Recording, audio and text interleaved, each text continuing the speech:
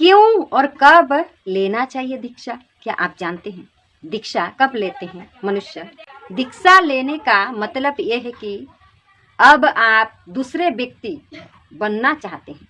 अब ये नहीं कि आप दूसरे व्यक्ति बनना चाहते हैं तो व्यक्ति, हम तो एक मनुष्य हैं, एक मानव हैं, हम एक इंसान हैं, तो हम कैसे दूसरा व्यक्ति बन सकते हैं? नहीं, आप बन सकते हैं।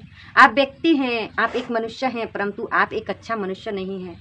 तो उसीलिए दीक्षा लेना पड़ता है। आपके मन में अब वैराग उत्पन्न हो चुका है। अगर आपका मन में वैराग उत्पन्न हो चुका है, इसलिए दीक्षा लेना चाहते हैं, अर्थात अब आप धर्म के मार्ग, धर्म के मोक्ष मार्ग पर चलना चाहते हैं, अधर्म नहीं करना चाहते हैं। तभी जाकर कोई लोग हैं, उन्हें अब दीक्षा की जरूरत होती है। देखिए, वानप्रस्थ काल में दीक्षा लेते हैं लोग। दीक्षा देना और लेना एक बहुत ही पवित्र कार्य है। जो दीक्षा देता है ना और जो लेता है, बहुत पवित्र, गंभीरता से समझिए और उन्हें समझना चाहिए। तो दीक्षा अगर लेना है आपको, तो एक अच्छे संत महात्मा से लेना चाहिए, एक अच्छे गुरु से लेना चाहिए। ना ही कि अगर जो भीख मांगने आता है, जो पूजा करने आता है, उसी से लेना चाहिए। उसे आध्यात्मिक जो ज्ञान है, जो वेद पुराण शास्त्र अठारह नहीं पठन किया है, नहीं प्राप्त किया है, तो उनसे अगर आप लेते हैं तो आपका अच्छा नहीं होगा।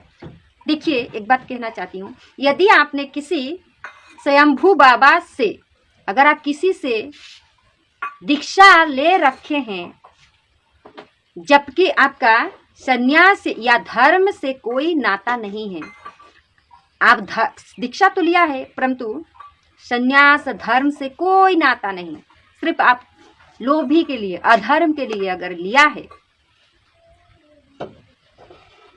बल्कि आप उनके प्रवचन, भजन, भंडारे और चातुर्मास के लिए इकट्ठे हो रहे हैं, तो आपको समझना चाहिए कि आप किस रास्ते पर हैं।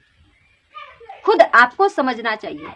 ये और उन्हीं को लाभ कर रहे हैं और उनके लाभ में ही आपका लाभ छुपा हुआ है। आप समझो, ये धर्म का मार्ग नहीं, इससे धर्म की हानि तो हो ही रही है, हानि होता है, हो ही रहा है, साथ ही आपका भी नुकसान ही होगा। कभी आपका अच्छा नहीं होगा, कभी आपका भलाई नहीं होगा, क्योंकि आप ऐसे ही गुरु चुन रखा है जो भंडारा करता है, ढोंगी करता है, नाचता है, भगवान से कोई मतलब नहीं, सिर्फ पैसा से मतलब। तो ऐसे इंसान से आपको दीक्षा लेने की कोई ज़रूरत नहीं है। दीक्षा तो लेना है एकमात्र उससे जो लोभी, धन दौलत सब से दूर रहता है, वही गुरु हो सकता है। जय श्रीमन नारायण।